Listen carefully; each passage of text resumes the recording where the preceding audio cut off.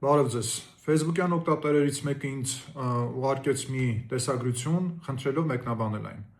Դիտենք տեսագրությունը ու փորձենք մեկնաբանել։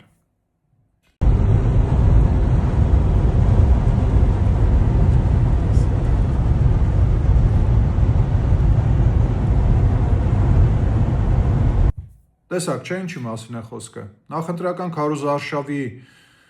ընթացքում ՔՊ-ն իր կողմնակիցներին, աջակիցներին բաժանել է նմանատիպ լոգոտիպեր, որոնք փակցված են ավտոմեքենայի հետևի ապակուն եւ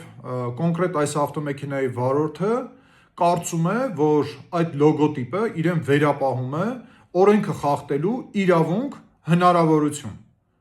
Տեսագրությունը կատարվել է Երևան-Մեղրի ավտոճանապարհի Արտաշատ քաղաքի հատվածում, որտեղ արագությունը, առավելագույն արագությունը 60 կմ/ժ-ն է, տեղադրված է տեսախցիկ, մշտապես շրջագայում են պարեկները, բայց չգիտես ինչու այս իրավախախտումը դուրս է մնացել պարեկների տեսադաշտից եւ 60 կմ/ժ թույլատրելի արագության պայմաններում վարորդը երթևեկում է 140 կմ/ժ-ից ավելի արագությամբ, վտանգելով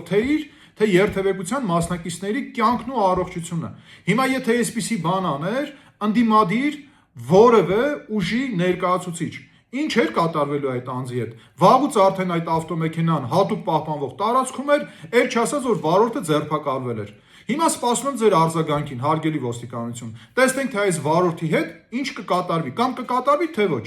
Ավտոմեքենայի համարանիշները տեսագրությունում պարզ երևում են։ Սպասում եմ ձեր արձագանքին։